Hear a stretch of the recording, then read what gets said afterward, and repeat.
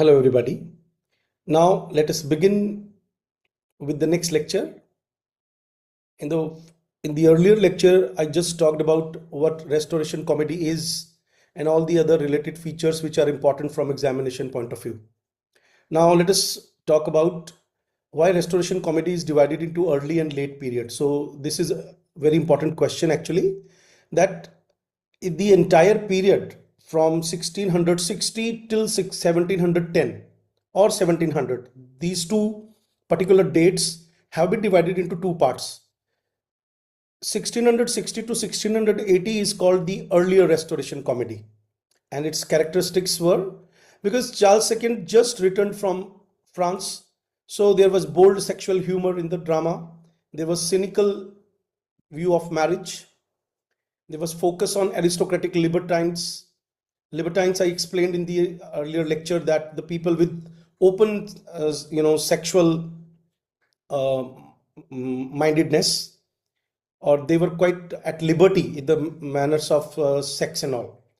And in this, three playwrights' names are very important: George Etheridge, William Wycherley, and John Dryden. That you should remember. And the most important and famous drama from which maximum number of questions have appeared in the exam so far is The Country Wife. And the second period is from 1690 to 1700. This 10 years, this is called late restoration comedy, and its characteristics are more moral tone and greater focus on marriage and social values, and influence of middle class morality. Now you will be surprised that what happened, that all of a sudden writers started talking about more moral tone. The reason behind this is that the open sexual matter in the dramas, in the plots, in the characterization was severely criticized by the church authorities at times, and from the other serious minded dramatists also. So then there was some control on these kind of dramas, and people started talking about more moral tone and social values in marriage and middle class morality. And in this category falls William Congreve, George Farquhar, and John Vanbrugh. And the most important play in this category is The Way of the World. Though I cannot say that altogether there was a complete change in the drama. If you see, the representative drama of the second period is The Way of the World, and it is also filled with very open libertine and fops and rakes and all. Now let us discuss, as I promised you in the last lecture, that we will start discussing the famous dramatists. So the first one I have chosen today is Sir George Etheridge. Let us talk about this writer first of all.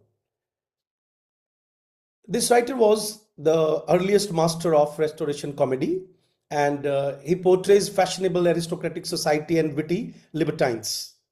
Witty is a very important word here, friends. They keep asking us questions regarding this particular topic, that what does witty means. Witty means those people were quite educated and they were always ready with their intellectual answers in day-to-day communication. So, and they were libertines also because they belonged to upper aristocratic class. So, they did not follow the moral, restrictions of society. So there were the mixture of their intelligence plus their lack of morality. These kind of aristocratic, fashionable people he created. Actually, when I say he created, it means he must have seen these kind of people around Charles II. Second, he was direct in contact with the French drama and court culture of Charles II. So as I earlier told you, that French drama had a great influence on restoration comedy. There was a question also in that regarding this. And the third one is smooth dialogue and realistic depiction of London high society. So that's why George Etheridge is considered to be the master of this. The very important play is The Comical Revenge, or Love in a Tub. Now, Love in a Tub is a subtitle and it is very famous. The summary of this play is like that. This is Sir George Etheridge's first restoration comedy, and it combines romantic and comic plot. The play presents several love stories among fashionable London society. And Sir Frederick Frolic, you can write this name, this is very famous. Frolic, I would like to give you some information regarding the names, particularly these writers have been using. This kind of fashion of using names according to the personality was started by Ben Jonson in the Jacobean age. Now you know the meaning of frolic. Frolic is related to fun, someone who is fun loving. So his name is Frederick Frolic. So you know his personality is depicted from his word, and the appellation Sir before his name means he belongs to aristocratic class. So represents a reckless libertine hero typical of Restoration drama. The title comes from a comic scene where Oliver hides in a tub to escape danger, and lovers experience jealousy, misunderstandings, and social conflicts. So as such, the characters are not being asked in the exam, and the story is also not very important because almost all the stories are similar. But you should remember the names particularly, and the name of the writer, and particularly the protagonist. What this play satirizes, it satirizes marriage, honor, and fashionable behavior. And the dialogues are witty, there are intrigues, and their relationships are tested in the play. Finally, confusion is resolved as usual in all the plays of Restoration comedy, and then lovers live happily with harmony. Now, let us talk about what is the importance of this particular play in Restoration comedy, that this is the one of the earliest comedies after the theaters were reopened. So that's why this question mostly comes in the exam. Then this was the first drama which introduced witty libertine hero with aristocratic lifestyle, which was really, you know, a kind of attraction on the stage for the common man also. And it combines comedy of manners with farcical humor. The students who do not know the meaning of farcical, they can write. It's a raw humor. See, people or audience are made to laugh. They are made laugh, you know, with these kind of very small situations like throwing things, falling down, these kind of things which are not very serious are called farcical, and helped establish Etheridge as an important Restoration playwright. The world famous dialogue of this particular play, which can come in the exam, is love and wit govern the town, while dull virtue rarely pleases the court. So you can remember it, you can make it a note in your notebook. Love and wit govern the town. So because this age is known for love and wit, that's why this dialogue is important. Another important play is She Would If She Could, 1668. I have brought up its cover also for you. You can see She Would If She Could, a comedy. Its subtitle is A Comedy. They have already asked this question. So friends, they keep asking you subtitles at times. Main protagonist, heroes or heroines' names, date of publication, clear. And what is its summary? Again, the same kind of summary. It focuses on two witty ladies, Ariana and Gatty. They feel restricted by social rules and jealous husbands. Jealous husbands here means they don't want like their wives should go out because they know the circumstances outside with the other men. Then in between, two gallants. Gallants means the people who are excessively quite pleasant and good behavior. They show good behavior to ladies. They are called gallants. So first name is Coat Tall and second name is Freeman. So you can understand with their names that what kind of people they are. Coat Tall mean to say he has some connection with coat and is handsome also. And Freeman mean to say again he's a libertine. He's free in talking to women.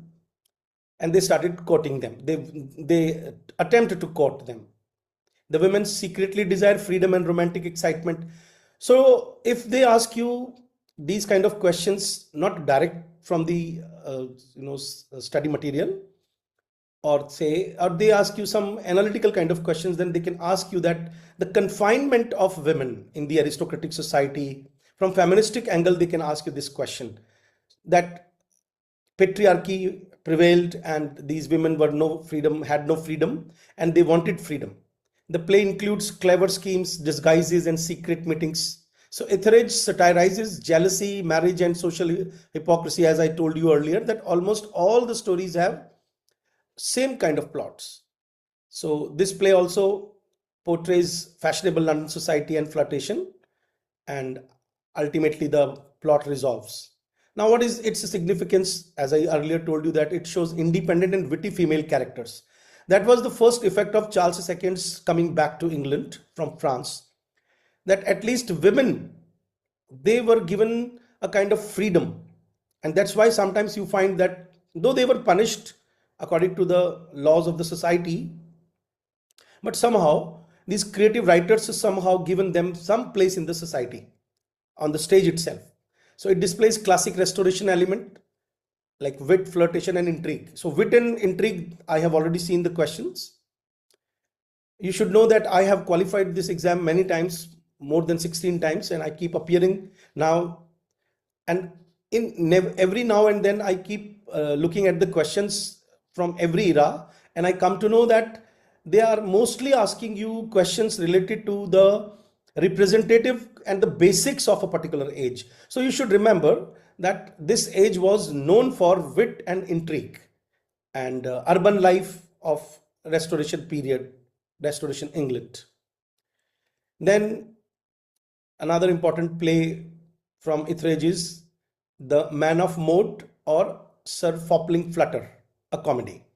Sir Fopling Flutter's question already appeared in the exam. This is the cover page I brought for you. Sir Fopling Flutter is its subtitle, and Man of Mode, mode here mean to say modern person, fashionable person. Okay, and this is considered to be the most famous play, dear friends. Its hero is Dorimant. This question was there in the exam, and he's quite manipulative libertine, and he grows tired of his mistress, Mrs. Lovett.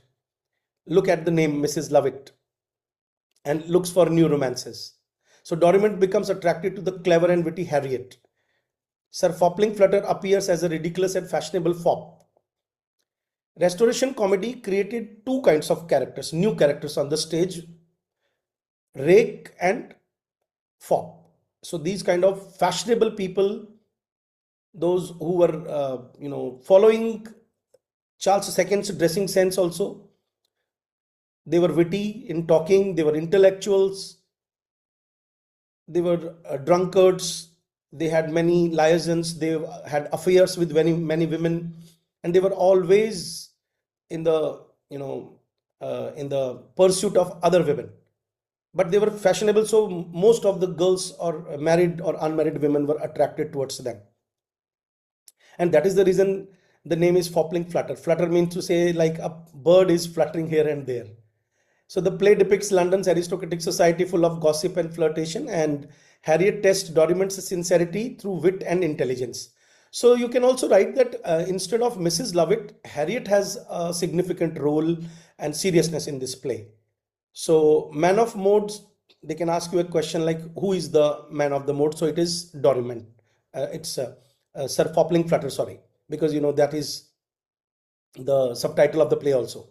So Harriet tests Dorimant's sincerity later, and we come to know that is really very sincere. And finally, Dorimant wins Harriet, though his libertine nature remains uncertain. Now again, what is the importance of this particular play? Dear friends, this is considered one of the finest comedies of manners of Restoration age, and perfectly portrays fashion, wit, and aristocratic lifestyle, and introduces the famous fop character, Sir Fopling Flutter. This character is the representative character of all the Restoration comedies, so you can make it a note. This will there in the exam. And even William Congreve, the mature writer of Restoration comedy in the second part, even followed the footsteps of this particular character and writer. There is a dialogue for you from the play. Dorimant says, women are like pictures of no value in the hands of a fool.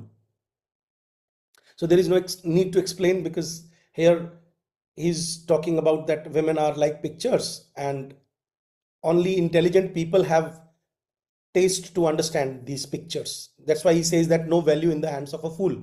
Then Harriet says, I would not have a man so constant as to be dull. But look at here that, as I told you, that in the play, Harriet checks the integrity and sincerity and morality of Dorimant, but she herself is of that kind of character. We call these kind of women coy, where she wants to check the person, but she herself wants like the person should be like Kabir Singh. Kabir Singh was a latest movie, and I discussed in the classes sometimes, and students surprised me by saying that these kind of characters are actually famous among the womenkind.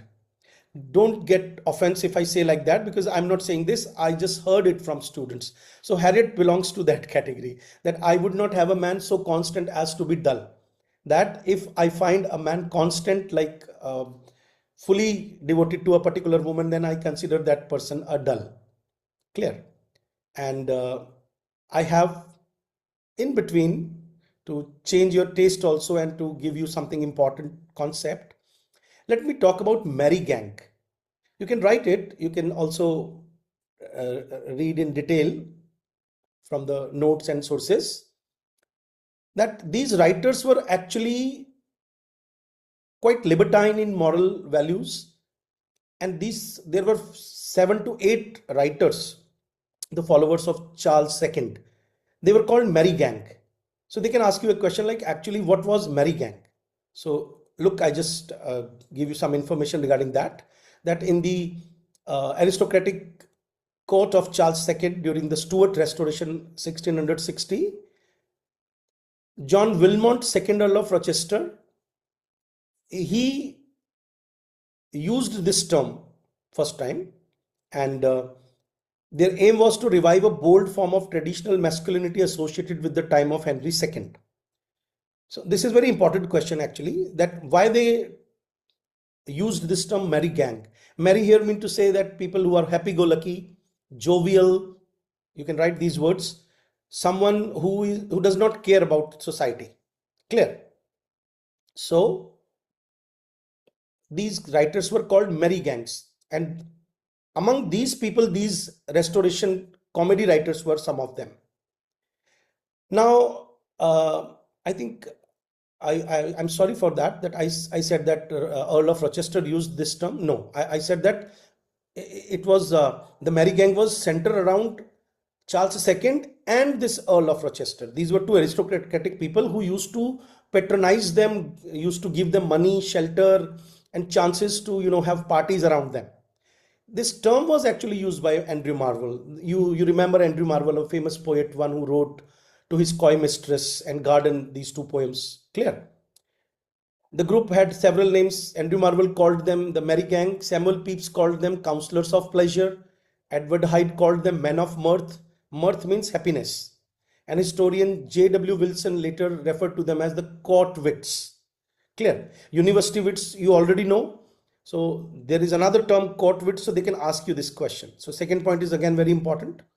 Third important members were, as I told you, John Wilmot, Earl of Rochester, George Villiers, he was also one of the dramatists, Charles Sackville, Sir Charles Sedley, George Etheridge, we just studied, William Wycherley, whom we will study later on, and Henry Killigrew. He became one of the theatre owners later on, and Henry Saville, Henry Guy, Richard Vaughan. Richard Vaughan was, a great poet also, and Sir Fleetwood Shepard. So for your importance, Etheridge and Wycherley are 2 important writers, and Charles Sedley. These 3 writers can be asked in the exam, and who coined the term, that can also be asked. In the 4th point, I have written what was their lifestyle and beliefs, that this gang, look at the word gang, because gang is a negative term. So supported libertinism, drinking heavily, behaving freely. They believed that they had the right to act as they pleased. So you must be aware of carpe diem, a term which is used, that gather your rosebuds while ye may. It means if you are young, utilize your time and take all the pleasures of the world. And whether the behavior is indecent or decent, whether it is orderly or disorderly, whether it is violent towards women or not, they don't bother. They just wanted to live their life to the full. So that was again quite toxic masculinity, which we call. And scandals and crimes they were involved in. They were involved in duels, which we call street fights, killings, public scandals. Clear? So there were constant duels. So you should remember that they were involved in these kind of crimes, and they considered it quite important in their name, because they thought that this is an act of masculine person, a person who shows masculinity, and women are attracted towards these kind of people. So I again, time and again, keep reminding you the movie Kabir Singh for that. Sixth, why they were doing that, why they did not have any fear of, you know, court and punishment and crime, because they had royal protection and they had social connections, because as I told you that they all belonged to Charles II's court. So they, every time they committed any crime, Charles II used to pardon them. Clear? And they all had relationships with even, you know, very famous ladies in the court of Charles II. Nell Gwyn, in the last lecture I talked about, she was king's mistress and she also had connections with these people. So these were always pardoned. And the seventh point is cultural influence and decline. Mary Gang sometimes patronized arts and literature. Now, why it is important for us to understand it, to read about it, because as I told you that at least Wycherley and Etheridge, two writers, were part and parcel of this group. So because they gave us art, so we, you know, they patronized art, they understood art, so we sometimes remember them, supporting John Dryden and Nathaniel Lee kind of writers also. So from that angle, they are important for us. For example, in Bollywood, we come across that there are many heroes and heroines who have, you know, they have earned bad name for their character, but still they win awards and we remember them, because for us, the students of literature and arts, art is more important, so we don't pay attention to such things. So that is why, so seventh point is important, that culturally they were quite influential people, and they were considered ideals of masculinity. Now look at this picture. Can you guess who is? He is our beloved Dryden, because we are going to study Dryden now. Look at Dryden. Look at his clothes, his wig. So that was the effect of Charles II's time, that even the writers, and he was, you know, a poet laureate also. So he had direct connections with court and people. I would like to look at his, I would like to draw your attention towards his fingers. You know, somewhere you must have heard that people with pointed fingers are quite artistic people. So we still read him, study him. So I'm quite fascinated towards this, not at his face, but towards his fingers. He must have been very creative writer, although we study him also.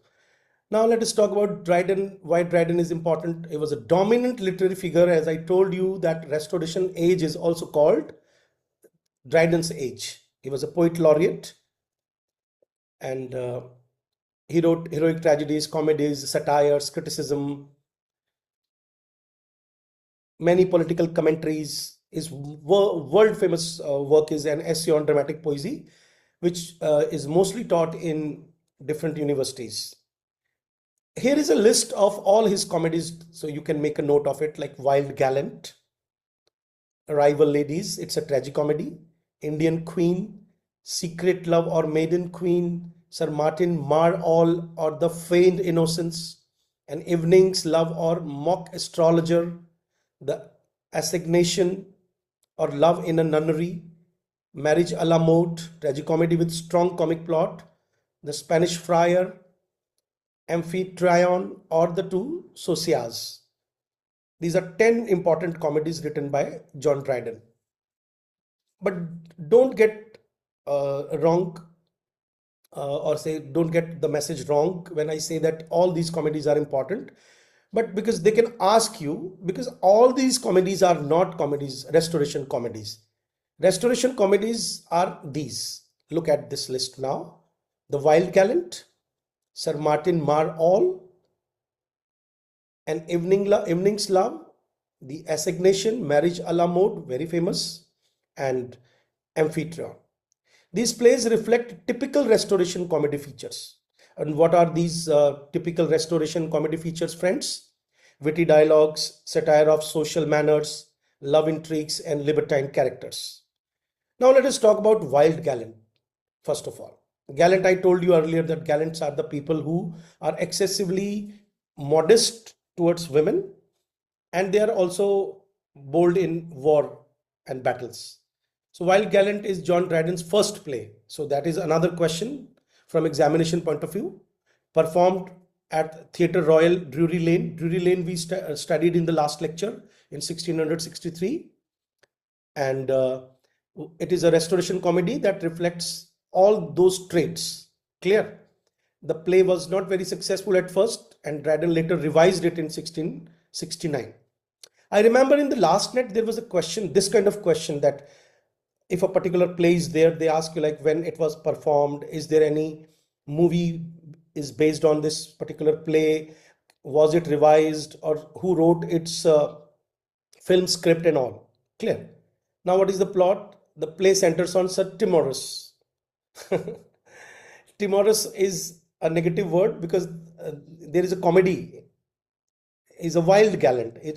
The name wild gallant is, it shows us that the person should be very brave, but his name is Timorous. Timorous means to say someone who is timid, a rich but foolish and jealous old man who tries to control his young wife, Lady Constance. Now look at the irony and paradox in the names. That hero's name is Sir Timorous, and he's shown that he's rich, but he's foolish, and his wife is, that wife should be constant. Constant means should be moral and should be quite righteous in her marriage, but actually she is not. So the clever and libertine hero, Wild Blood, attempts to outwit Sir Timorous. So he has been shown old. So there comes another character, Wild Blood. Look at the name again. Name represents the character Wild Blood, and he pursues romantic intrigues and tries to win the love of Lady Constance. Through disguises, tricks, and misunderstandings, Wild Blood manipulates situations to expose Sir Timorous' foolishness and protect Lady Constance's freedom. So in the end, the scheme are revealed and the comic conflicts are resolved, as usual in all these plays. So you should remember Wild Blood, because this particular character is the representative character of the Restoration comedy, libertine, and Sir Timorous, a foolish husband, and Lady Constance. Lady Constance is a typed character, friends. Typed characters are the characters which are represented.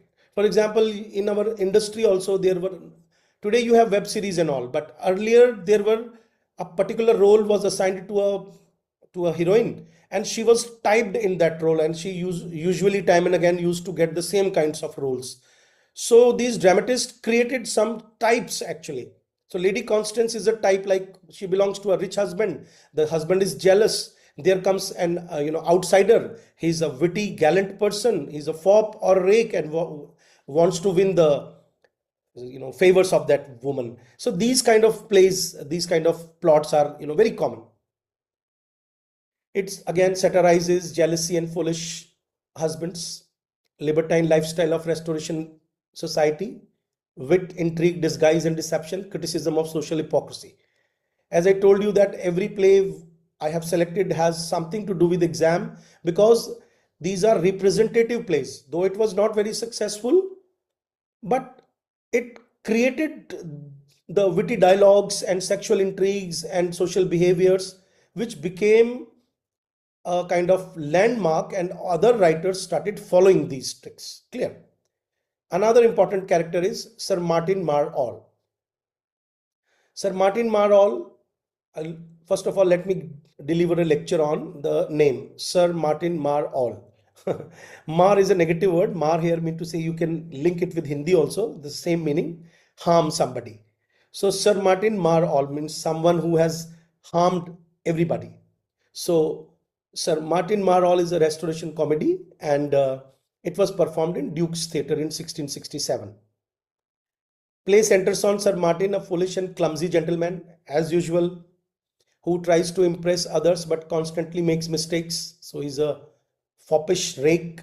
His clever servant Warner secretly helps him succeed in social and romantic situations. Sir Martin is in love with Millicent, but he cannot win her without Warner's guidance. Warner plays tricks and schemes to cover Sir Martin's foolish behavior. Look here, this is quite a comedy situation in which a servant has been used as a foil to cover the foolishness of his master. So you can understand the irony here, and that creates a laughter. So much of the comedy comes from misunderstandings, deceptions, and contrast between foolish master and the intelligent servant.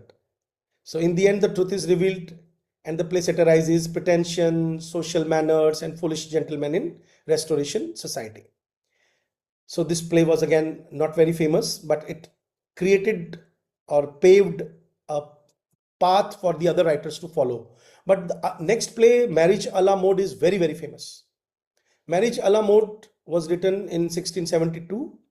It's a romance and comedies mixture, but it is heroic in nature. This is very important because it belongs to kings and queens. So the plot concerns Prince Leonidas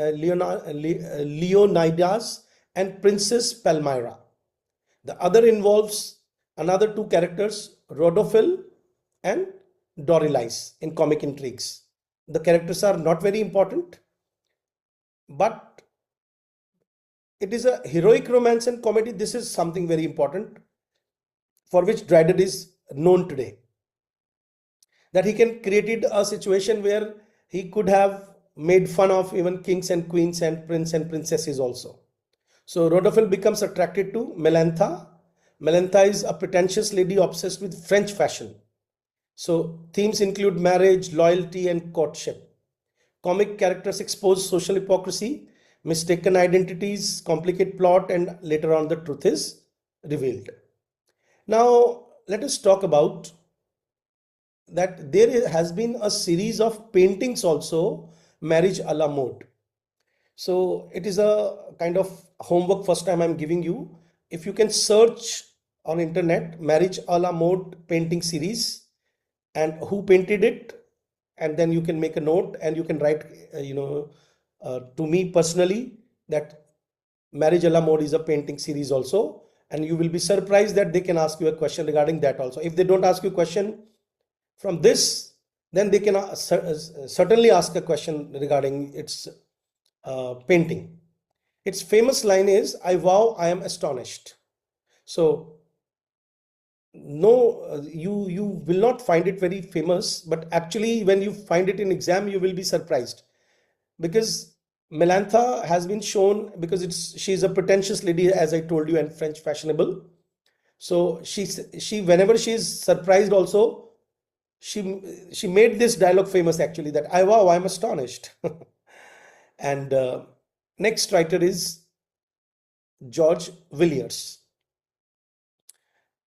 The Rehearsal, 1671. Villiers is not very famous, but actually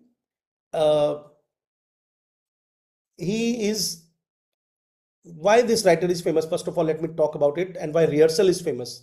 As I told you that Dryden created heroic comedy concept, and heroic tragedy also. That was the first thing what happened in Restoration age, and it was George Villiers, through Rehearsals, this drama, that he made fun of this writer Dryden. So the very first line in the summary, you can see a satirical play mocking heroic drama, especially Dryden. The character Bayes represents a ridiculous playwright. This is very famous because he has ridiculed Dryden.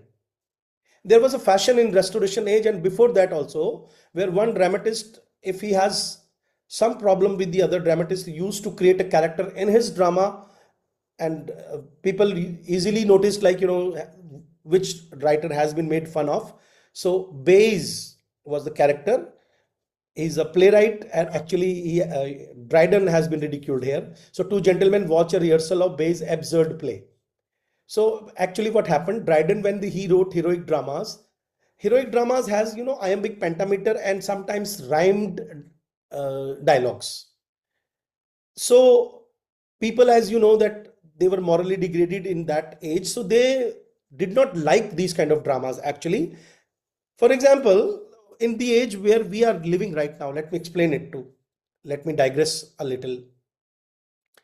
We are living in an age where most of the students scroll shorts and reels, and if somebody asks him, like, or her, that read original text, original big fatty novels, then people will make fun of him. The same thing happened, that people will not understand that particular student or writer if he is talking about moralities, heavy things. So they considered this drama or this dramatist absurd. So Bayes constantly interrupts to explain his genius. So in this play, it is shown that Bayes tries to explain that no, he's really a genius.